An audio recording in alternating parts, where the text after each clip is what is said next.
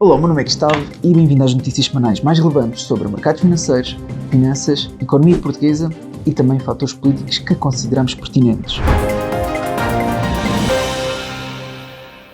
Esta semana decidi fazer uma viagem pela Croácia, Turquia e Roménia e enquanto isso a minha conta do Instagram foi banida. Eu depois vou fazer um vídeo dedicado a falar sobre isto e também o que é que eu acho que está por detrás, não só da minha conta banida, mas também de muitas outras. Isto para dizer que eu e também muitas outras páginas que chamam de Fininfluencers foram alvo e nada melhor que salientar que são páginas que também promovem a literacia financeira. Muito do conteúdo que publicam ajudam outras pessoas a crescer, não só em conhecimento, mas também na sua jornada financeira, e também gostaria de salientar mais uma vez que Portugal é o segundo pior país da União Europeia classificado em termos de literacia financeira. Por isso, se os tais fininfluencers são alvo, é porque os grandes veem como concorrência e têm algo a ganhar com isso. E tal como sabemos, estas empresas onde fazem as suas fortunas é a partir da ignorância das pessoas, nomeadamente dos portugueses. Aliás, eu até já falei a favor da criação de um sistema de acreditação obrigatório para os influencers nesta área, tal como podemos ver aqui, está bem? Portanto, aqui também está menção neste artigo, do qual tu podes ver e posso deixar também o link na descrição. De qualquer forma, eu estou em contato com o departamento da Meta para recuperar a minha conta que foi banida, apesar deles não quererem adiantar muito as razões para o qual a mesma foi banida, portanto, só aqui já explica muita coisa, mas de qualquer modo isto não vai ficar assim. Eu vou muito provavelmente avançar com um processo coletivo, porque isto não aconteceu só a mim, aconteceu a vários criadores de conteúdo, mas também farei um vídeo dedicado sobre este tema. Agora, passando realmente aos destaques desta semana, começamos com uma estatística que dá nota que Portugal está entre os países mais atrasados da União Europeia na digitalização dos serviços públicos para empresas, o que acaba por atrasar a inovação e o desenvolvimento da nossa economia. E no mundo das criptomoedas, tivemos várias a fazer máximos históricos, nomeadamente o Bitcoin chegou a atingir 124 mil dólares e também o BNB, sendo que agora o Bitcoin está por volta dos 116.500. Por outro lado, nos mercados financeiros, Sam Altman, CEO da OpenAI, alerta que está-se a formar uma bolha no mercado de inteligência artificial e acrescenta, dizendo que considera excessivo o dinheiro investido em muitas startups tem pouco mais que uma ideia. Aliás, sem um estudo do MIT que até tem assustado os investidores e que mostra como 95% das empresas que adotaram a inteligência artificial não conseguiram aumentar a sua receita. O autor do relatório explica que, apesar das ferramentas como o ChatGPT funcionarem bem com indivíduos, podem não se adaptar aos fluxos de trabalho das grandes empresas. Ainda assim, devido ao ChatGPT funcionar bem a nível individual e ser capaz de substituir trabalhos de pessoas com pouca experiência profissional, então temos visto uma grande subida no desemprego de pessoas recém-formadas nos Estados Unidos. Ainda a propósito do risco de uma possível bolha, os recentes movimentos do Warren Buffett indicam também uma postura de maior cautela, já que ele vendeu partes significativas das suas posições na Apple e no Bank of America. Por outro lado, fez um investimento na United Health que contava com uma desvalorização de 46% desde o início do ano. E para quem bem se recorda e se acompanham o meu top 1 das ações do mês, então sabem que um dos top 1 mais recentes foi mesmo essa empresa, ou seja, a United Health, que teve esta grande desvalorização e que, pelo menos eu, segundo o meu perfil de investidor e objetivos, vi potencial para mim, ou seja, para o meu perfil de investidor e objetivos sem aconselhamento financeiro nem recomendação de investimento, mas soube que a partilha dos meus estudos podia ajudar outras pessoas. Passando agora às notícias no mercado bolsista. A Novo Nordisk subiu mais de 7% após a aprovação nos Estados Unidos do medicamento para a perda de peso e tratamento de doenças graves. E a Lenovo viu o seu lucro disparar 108% neste segundo trimestre, o que marca um excelente resultado para a empresa, mesmo tendo em conta as tarifas comerciais. Isto também são excelentes notícias para o meu portfólio dentro dos mercados emergentes, porque se tu acompanhas esta série sabes que eu tinha essa posição em negativo e agora está com uma rentabilidade aqui na Lenovo de cerca de 16%.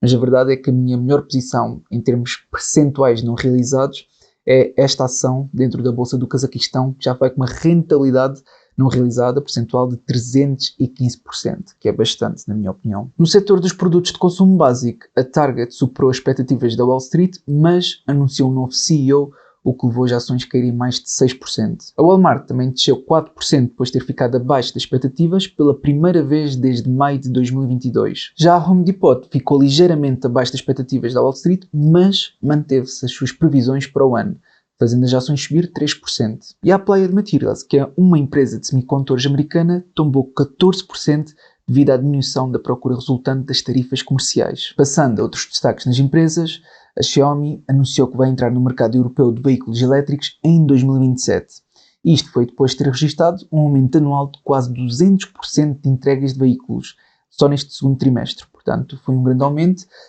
E mais uma vez posso mostrar o meu portfólio dos mercados emergentes, porque isto também foi uma das maiores posições que eu tenho neste portfólio, que vai com uma rentabilidade percentual não realizada de cerca de 175%, o que não é tão elevado como esta ação dos mercados emergentes, mas também não é nada mau. Já a OpenAI pretende vender 6 mil milhões de dólares em ações de uma nova ronda de financiamento que funcionaria através da venda de participações por parte dos funcionários. A Intel recebeu um investimento de 2 mil milhões de dólares da empresa japonesa SoftBank. Além da SoftBank, o Estado americano também quer investir na Intel e tornar-se o maior acionista, ponderando comprar uma participação de 10% na empresa. Já no panorama económico, os Estados Unidos estenderam a taxa de 50% sobre o aço e alumínio a mais de 400 produtos, aumentando significativamente o impacto destas tarifas. E a propósito das tarifas, o excedente comercial da União Europeia com os Estados Unidos desceu 48% em junho.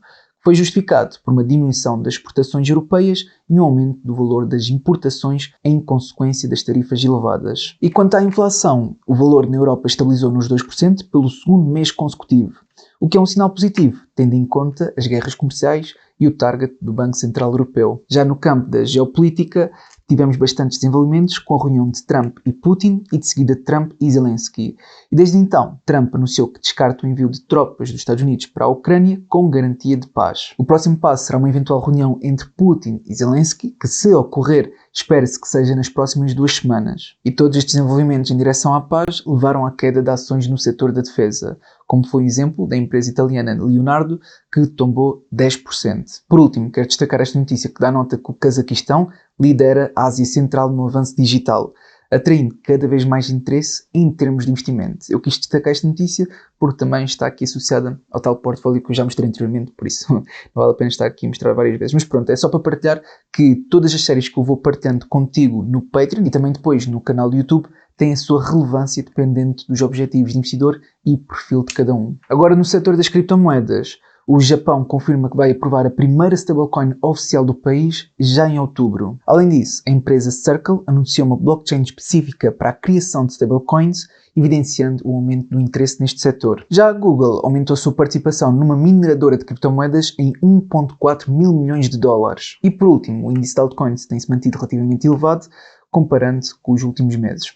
Ou seja, isto evidencia um crescimento das moedas alternativas ao Bitcoin. Agora, desta mesma atualização, mas para o mercado acionista, a começar pelo índice de Buffett, que sofreu uma ligeira correção e voltou ao nível dos 210%. E quanto ao índice do MED e da ganância, este também acompanhou este recuo, estando agora em níveis próximos para neutro, ainda de ganância, mas mais próximos de neutro. A probabilidade de haver cortes nas taxas de juros por parte da Fed desceu, o que mostra que a incerteza por parte dos investidores relativamente ao futuro da economia americana pode agora estar mais elevado, ou seja, haver mais incerteza. Deixo também uma nota sobre as datas relevantes de saída de indicadores económicos, com apenas um destaque para dia 26, que é quando serão revelados os novos dados de confiança dos consumidores e que poderão afetar o sentimento do mercado. Para finalizar, deixo aqui uma nota para os principais earnings que irão sair na próxima semana, a começar pela Nvidia, CrowdStrike e Snowflake no dia 27, depois no dia 28 temos aqui a Dell e a Autodesk e finalmente no dia 29 a Alibaba. Passando agora a Portugal. A Tesla está a expandir a sua rede de carregadores em Portugal depois de mudanças nas regras dos carregamentos. E a EDP Renováveis sobe 6% em bolsa depois de uma decisão administrativa de Trump em matéria de fiscalidade. Por outro lado, o crédito ao consumo subiu 13% em junho face ao ano passado,